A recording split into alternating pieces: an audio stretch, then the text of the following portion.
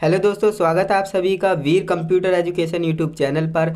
दोस्तों, जैसा कि आप जानते हैं ये डे हमारा 7 है ना, 7वां दिन है। और आज की इस वीडियो में हम डाउन रो को या फिर इसे लोअर रो भी कहते हैं। आज की इस वीडियो में हम डाउन रो को बिल्कुल कवर करने वाले हैं ना। आज की इस वीडियो में आपका डाउन रो भी कंप्लीट हो जाएगी एंड आपका A to Z जितने भी कीज़ हैं और ये जो आपके सिंबल वगैरह होते हैं ये सारी चीज़ें कवर हो जाएंगी। इसके बाद बचेगा क्या, नंबर रो है ना। नंबर रो में भी कुछ हिंदी के लेटर्स होते हैं, कुछ हिंदी के अक्षर होते हैं छिपे हुए, तो इन्हें भी हम पढ़ लेंगे बिल्कुल आसान भाषा में। जैसा कि आप जानते हैं भाई, इस चैनल पर कंप्यूटर नॉलेज आपको दी जाती है सबसे आसान भाषा में। तो मेक श्योर कीजिएगा चैनल को सब्सक्राइब कर लेना, क्योंकि इसमें आपका ही फ़ायदा होने वाला है। आप काफ़ी चीज़ें इस चैनल से सीखने वाले हो और हिंदी टाइपिंग जिस तरह से मैं सिखा रहा हूँ ना, गारंटी देता हूँ इस तरह से आपको यूट्यूब पर कोई भी नहीं सिखा रहा है। ओके, जितनी आसान तरीके से मैं आपको चीज़ें बताते हुए चल रहा हूँ। और आपसे एक रिक्वेस्ट है, अगर आप इस वीडियो पर डायरेक्ट आए हैं, इससे पहले आपने day 1, day 2, day 3, day 4, day 5, day 6 नहीं देखा है और डे 7 पर आप डायरेक्ट आ गए हैं, तो आपसे रिक्वेस्ट है कि आप ऐसा ना करें। आपको करना क्या है, आप इस वीडियो के डिस्क्रिप्शन बॉक्स में जाएंगे या फिर आपको चैनल पर जाना है। वहाँ पर मैंने एक प्लेलिस्ट को क्रिएट कर दिया है, वहाँ पर आपको सारी वीडियोज़ मिल जाएंगी। लेकिन आपको करना क्या है, डे 1 देखना है, डे 1 के बाद ही डे 2 देखना है और डे 2 के बाद ही डे 3 देखना है। इस तरह से आपको सीक्वेंस को मेंटेन करना है। अगर आप ऐसा नहीं करेंगे तो आपको कुछ भी समझ में नहीं आएगा और आपकी हिंदी टाइपिंग में स्पीड नहीं बढ़ पाएगी।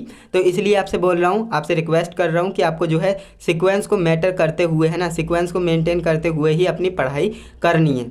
और आज की इस वीडियो में हम फाइनली डे 7 में अपनी जो डाउन रो है ना, लोअर रो है, इसे अच्छे से कंप्लीट कवर करने वाले हैं। मैंने आपको चैलेंज दिया था कि मैं 10 दिनों में आपको हिंदी टाइपिंग सिखा कर रहूँगा और आप भी प्रैक्टिस करिएगा। सो फाइनली मैं तो अपना काम कर रहा हूँ, आप प्रैक्टिस कर रहे हो या नहीं वो आप मुझे कमेंट में बताएंगे। ओके, तो चलिए दोस्तों, आज की इस वीडियो में हम डाउन रो को बिल्कुल आसान तरीके से समझ लेते हैं। पुराना मैं रिवाइज भी करा दूंगा कि आपको कहाँ पर क्या देखने को मिलेगा। जैसा कि आप जानते हैं डे 6 में हमने क्या क्या सीख लिया था। ये 4 बटन और ये 4 बटन हमने सीख लिए थे, यानी 2 बटन ही हमारे रह गए थे, बी और एन। आज की इस वीडियो में बी और एन को इंक्लूड करते हुए मैं पूरी रो को अच्छे से आपको बताने की पूरी कोशिश करूंगा। आपको करना क्या है, वीडियो को एंड तक कंप्लीट देखना है। तो चलिए दोस्तों, बिना टाइम वेस्ट किए वीडियो शुरू करते हैं।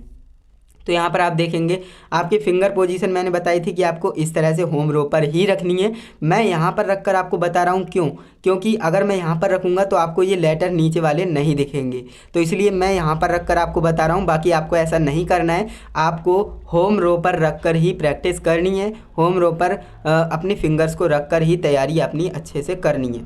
ओके, क्लियर है बिल्कुल। अब यहाँ पर आप देखिए, मैं यहाँ पर रख लेता हूँ फिंगर्स, है ना, कुछ इस तरह से आएंगी।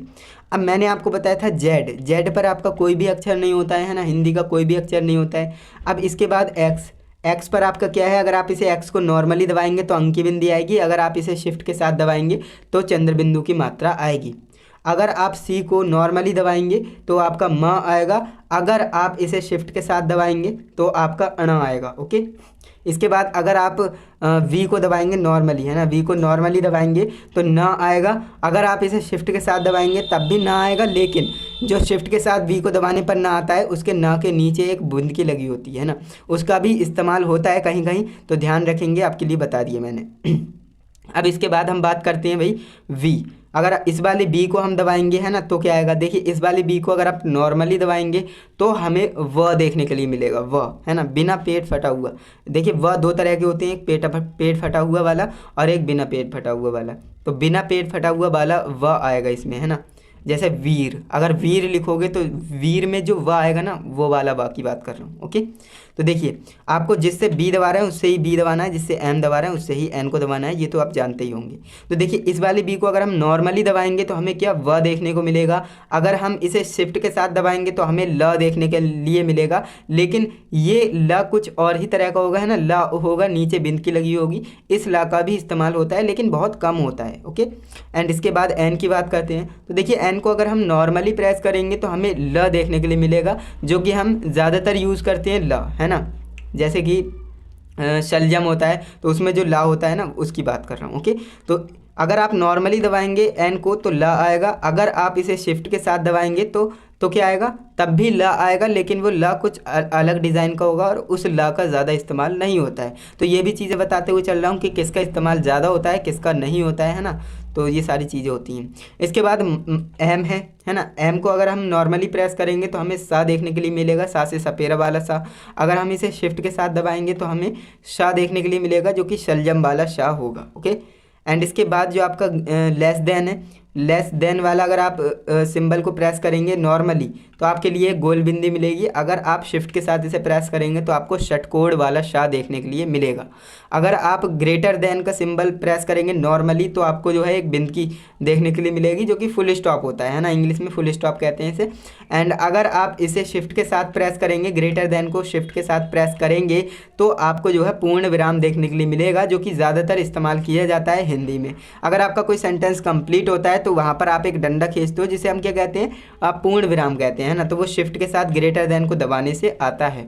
इसके बाद जो आपका क्वेश्चन मार्क है, मैंने आपको बताया इसे जो है नॉर्मली प्रेस करने पर या आता है, शिफ्ट के साथ दबाने पर कुछ भी नहीं आता है।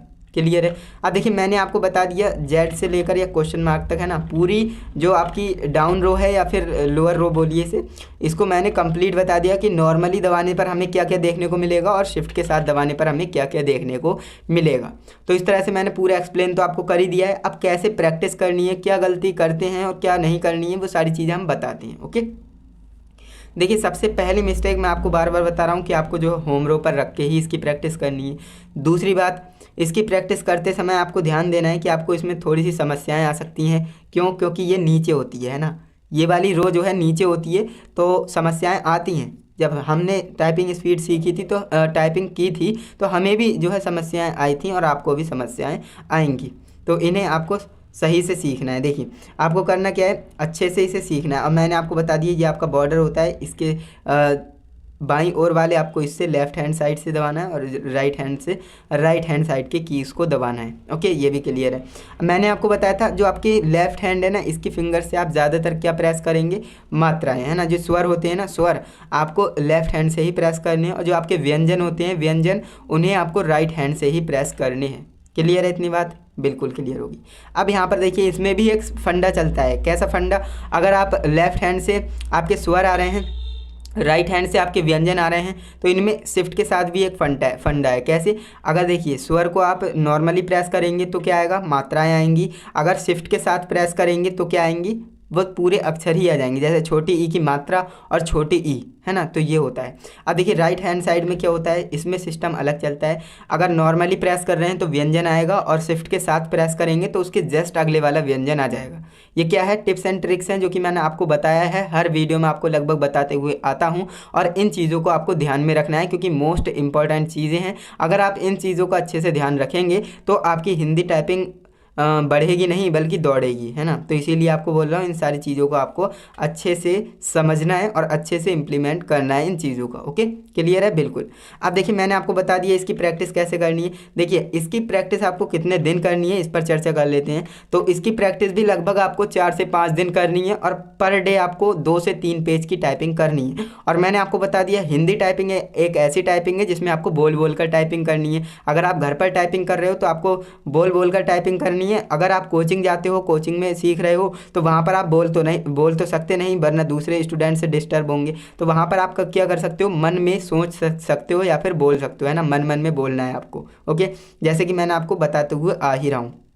क्योंकि देखिए हिंदी टाइपिंग एक ऐसी टाइपिंग है, अगर आपको ये पता नहीं होगा कि किसे प्रेस करने पर क्या आएगा तो आपकी हिंदी टाइपिंग बढ़ने की बात दूर की है, आपकी हिंदी टाइपिंग सीख भी नहीं पाओगे, कर भी नहीं पाओगे, है ना। तो इसीलिए आपको जो टिप्स एंड ट्रिक्स मैं बता रहा हूँ उन्हें डेफिनेटली आपको फॉलो करना है और आपकी हिंदी टाइपिंग जो है ज़बरदस्त तरीके से बढ़ने वाली है। तो इस तरह से आज की इस वीडियो में हमने डाउन रो या फिर लोअर रो बोलिए, आज की इस वीडियो में हमने डाउन रो को अच्छे से सीख लिया। और डे 7 है ना, आज समझ सकते हैं आज हमारा 7वां दिन है और 7 दिनों में हमने पूरे होम रो, पूरी अपर रो और पूरी डाउन रो को अच्छे से कवर कर लिया है। तो समझ सकते हैं इसके बाद हमारी जो है नंबर रो बची है। डे 8 में मैं नंबर रो को आपको सिखाने वाला हूँ और बिल्कुल आसान तरीके से आपको सिखा दूंगा जिससे कि आपको ये भी समझ में आ जाएगी। क्योंकि इसमें जो है समस्या क्या होती है पता है, इतनी दूर हमें लेकर जानी पड़ती है फिंगर्स को दबाने के लिए।